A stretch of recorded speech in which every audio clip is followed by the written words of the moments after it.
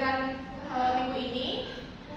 Jadi yang pertama itu ada mengenal jenis dan unsur puisi rakyat, kemudian mengidentifikasi tujuan puisi rakyat, mengidentifikasi isi dan juga unsur puisi rakyat, berkreasi dengan puisi rakyat, dan musikalisasi puisi. Sebelumnya udah ada yang pernah tahu belum mengenai puisi rakyat ini?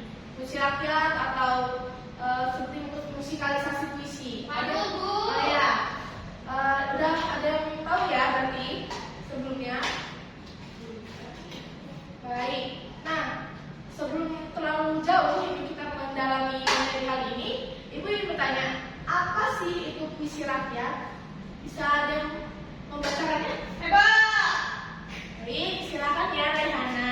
Oke Bu, apa itu puisi rakyat? Puisi rakyat adalah Ibu Eka berisik. Jangan mainan meja ya, bedanya besar. Ya, Ibu lanjut Bu. lanjut Hana. Apa itu puisi rakyat? Puisi rakyat adalah sastra berupa puisi terikat yang berkembang pada masyarakat tradisional. Puisi rakyat, Ibu Eka ketawain. Gak boleh gitu ya Eka ya. Ayo Hana dilanjut. Puisi rakyat terikat aturan-aturan seperti jumlah kata dan setiap baris, jumlah baris dalam setiap bait, dan juga pengulangan kata yang bisa. Ya, mungkin itu kepotong ya. Baik, Oke. Enggak, itu tetap ini kok, maksudnya kurang titik aja. Jadi, apa sih puisi rakyat ini? Puisi rakyat itu sastra lisan berupa puisi. Nah, puisi ini bentuk puisi rakyat ini terikat karena dia memiliki aturan-aturan yang harus ada di dalam puisi tersebut. Nah, puisi rakyat ini itu berkembang pada masa tradisional. Jadi puisi rakyat itu berkembangnya pada masa tradisional. Makanya dibilang bahwa puisi ini itu merupakan puisi rakyat karena berkembangnya pada masa tradisional seperti itu.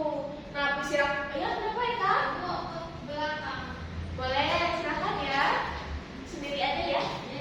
Oke, lanjut ya. Untuk puisi rakyat ini bisa dibilang terikat karena dia memiliki aturan-aturan. Nah, aturan-aturannya ini itu seperti jumlah katanya. Di dalam setiap baris itu sesuai ya dengan aturan-aturannya. Kemudian ada jumlah barisnya itu ada berapa di setiap baitnya. Kemudian juga apakah ada pengulangan kata yang memang bisa diberikan kata pengulangan. Nah, seperti itu ya. Sudah paham atau belum ini mengenai puisi rakyat? Sudah Ibu. Sudah? Oke, baik ya, lanjut. Nah, masuk ke jenis-jenis puisi rakyat. Di sini Ibu ada 3 jenis puisi rakyat ya. Di sini ada pantun, gurindam, dan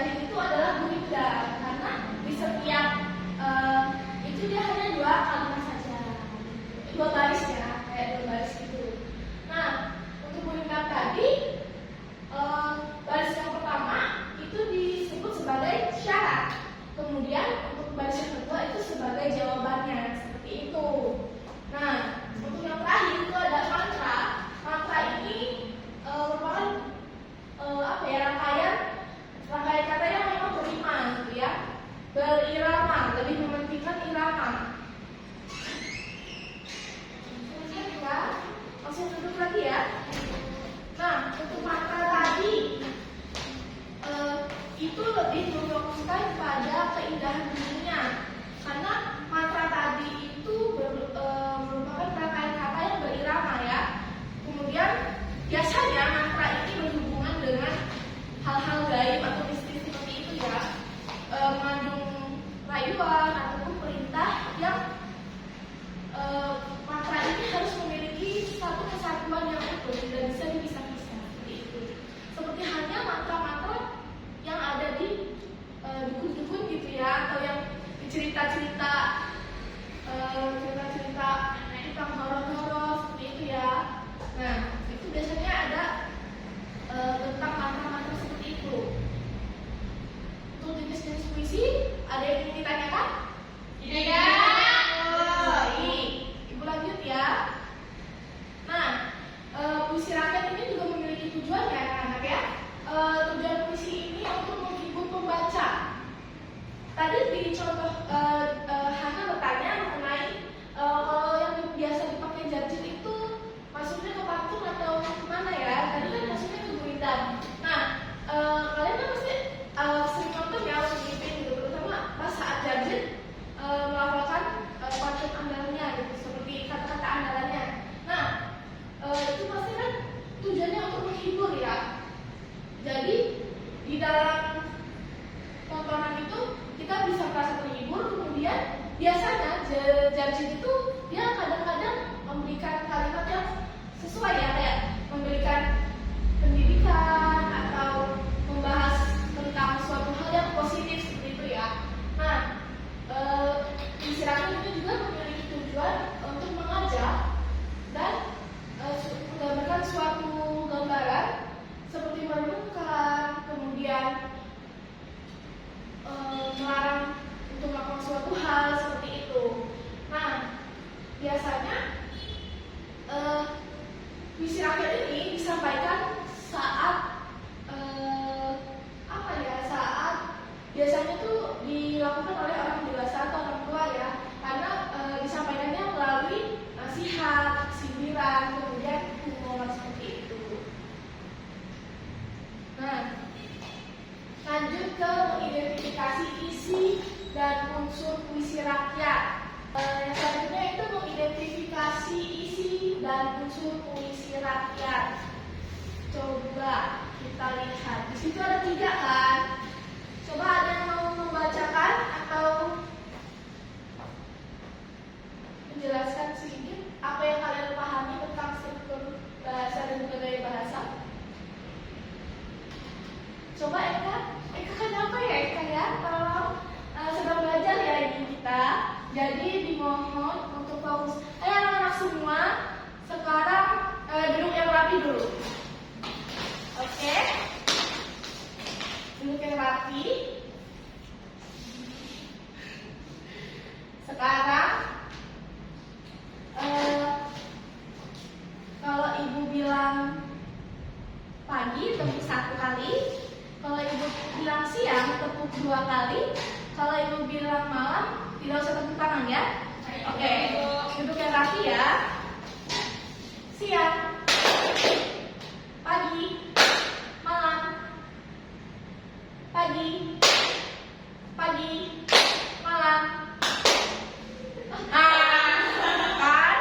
Nah, Eka itu nggak fokus nih, kurang fokus. Ayo sekali lagi, yuk sampai Eka dan teman-teman yang lainnya fokus ya untuk pelajaran hari ini. Ayo dikondisikan duduknya. Pagi, siang, pagi, malam. Aduh, Eka. Ya sudah ya. Eka tetap fokus ya, walaupun nggak fokus juga. Sekali lagi Bu. Oke, sekali lagi ya.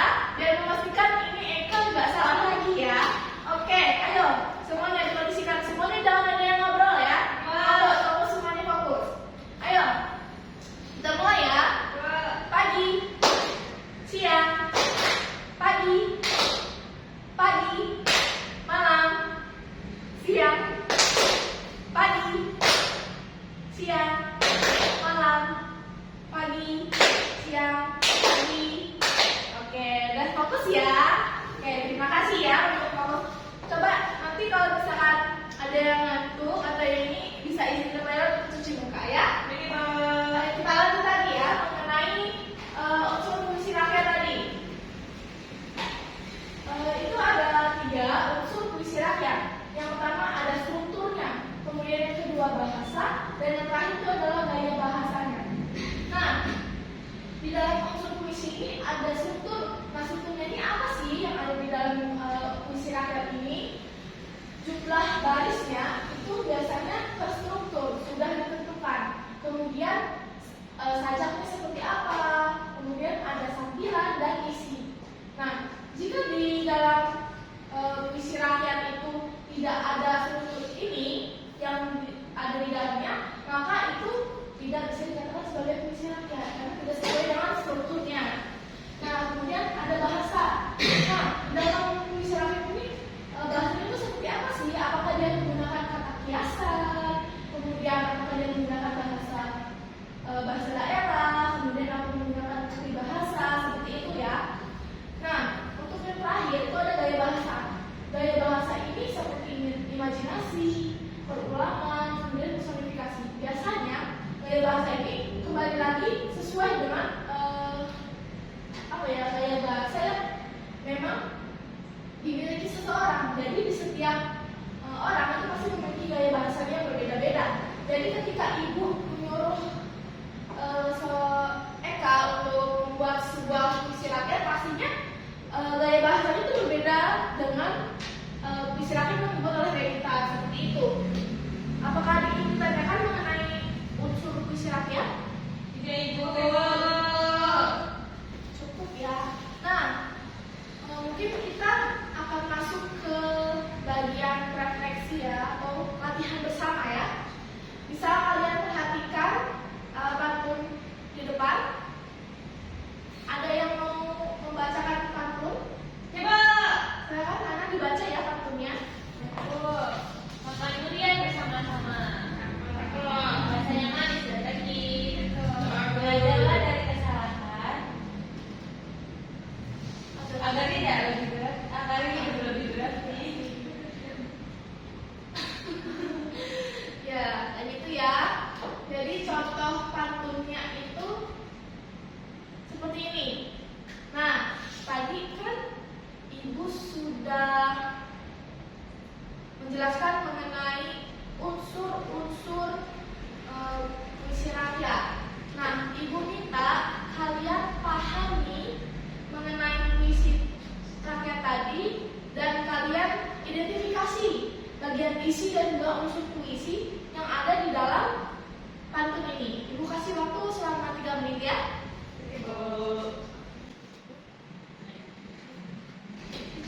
Apa Bu? Nah, Baby Eka nggak perhatiin ya. Jadi nanti itu kan tadi sudah dibacakan oleh teman kamu ya mengenai pantun ini. Jadi kalian mengerjakan, kalian mengidentifikasi isi dan juga struktur dan unsur-unsur puisi di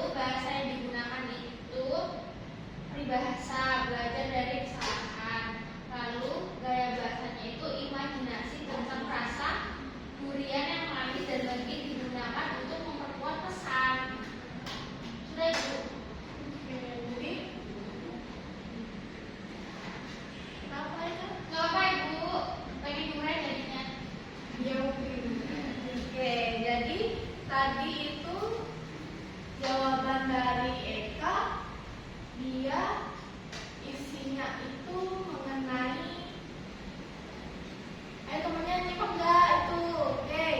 Oke, Bu. Coba ulangi apa yang dikatakan tadi sama Eka. Ayo ulangi. Ini, Bu. Bentar, Bu. Eka boker, Bu. Sudah, ayo dijelasin lagi tadi. Sebentar, Bu. Jadi tadi semuanya apa ya? Ya, semuanya. Jadi isi dari materi itu, Bu, tentang pentingnya belajar dari kesalahan untuk mencapai kehidupan yang lebih baik. Lalu Apa? untuk unsur-unsurnya itu sesuai Ayo dengan didengarkan ya temannya. ini, Bu. Ada 4 baris, Bu. Ada 2 baris sampingan, ada 2 baris sisi. Lalu sajaknya kan itu bukan HB-HB ya, Bu. Ya. Bu Eka, Bu. Mana yang bukan? Jangan lupa. Lalu, Bu. Kayak gitu dia. Lalu, Bu, bahasa yang kedua itu peribahasa, belajar dari kesalahan, Bu. Lalu kayak bahasanya itu imajinasi tentang rasa durian yang wah enak, yang manis dan legit digunakan untuk memperkuat, Bu. Jadi tadi sudah pada paham berarti ya mengenai identifikasi isi dan juga unsur isi rakyat, dan juga kalian udah bisa mengidentifikasi dari contoh pantun. Nah, masih mau belajar lagi atau dilanjut minggu depan? Minggu depan, Bu. Jadi nanti ini kan tujuannya sudah tercapai 3 nih. Tadi kan ada 5 ya. Nah, tadi sudah tercapai 3. Jadi minggu depan kita akan melanjutkan mengenai materi ini, yaitu kita akan melakukan kreasi dengan puisi rakyat. Kemudian kita akan membuat musikalisasi puisi. Jadi minggu depan mungkin kalian akan dibagi berkelompok dan membuat satu puisi yang nantinya akan dilanjutkan dengan musikalisasi puisinya. Oke? Baik, Bu. Kita paham tadi tugasnya apa? Akan diperhatikan ya. Mungkin nanti disediakan sama Pak Martin ya untuk gitarnya, karena itu kita nanti akan berkolaborasi dengan guru kesenian. Bu, itu banyak guru-guru nggak Bu pakai teknik nggak, Bu? Kalau kalian mau nanti mungkin ibu akan obrolkan ya. Nanti kita akan di aula kemungkinan ya. Kalau mau kalian pakai ini ya, dan ditonton oleh guru-guru. Baik, Bu. Oke? Ini nggak pelajaran ya, Bu? Ya tetap belajar. Jangan, Bu. Enggak, karena kan itu kalian yang belajar di aula, ya. Nah, itu ya. Jadi udah paham kan tugas minggu depan? Ibu, tangan Eka kejepit, Bu. Ya Allah, Eka. Bagaimana beda sih, Bu? Makanya ibu kalau ngomong tangannya jangan jalan-jalan. Kejepit beneran kan tangannya? Nah, untung nggak berdarah. Berdarah nggak itu tangannya? Enggak, Bu. Sakit. Tapi tidak berdarah. Aduh. Aduh, ya ampun. Oke, baik ya. Kalau udah paham semua tentang tugasnya dan juga materi yang akan kita bahas minggu depan, mungkin ibu cukupkan untuk pembelajaran kali ini. Untuk ketua kelasnya silahkan dipimpin kembali untuk berdoa. Untuk mengakhiri pembelajaran, marilah kita berdoa. Doa mulai. Selesai. Oke. Ibu tutup ya kalau seperti itu. Ibu akhiri pembelajaran pada siang hari ini. Wassalamualaikum warahmatullahi wabarakatuh. Waalaikumsalam warahmatullahi wabarakatuh. Terima kasih, Ibu. Oke. Ibu tinggal ya. Ya, Ibu. Terima kasih, Ibu. Kalau masih ada yang dibingungkan nanti bisa datang ke ruang guru. Ya, baik, Ibu.